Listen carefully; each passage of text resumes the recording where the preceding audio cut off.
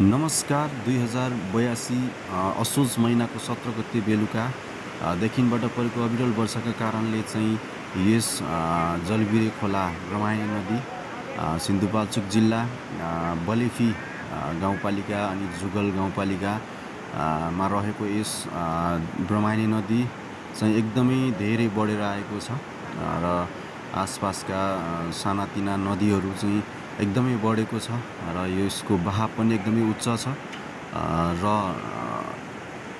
अन्य यात्राहरू नगर्नको निम्ति अनुरोध गर्दछौँ। जहाँ जसरी रहनुहुन्छ सुरक्षित भएर रहनुहोला। एकदमै धेरै वर्षा भइरहेको छ। अझै पनि 2 दिन वर्षा हुने सम्भावना मौसम विभागले जनाएको छ र तपाईहरु जहाँ जसरी रहनुहुन्छ सुरक्षित रहनुहोला। यस जलबिरे आसपास पनि एकदमै धेरै जोखिम भएको हुनाले सुरक्षित रहन अनुरोध गर्दछौँ।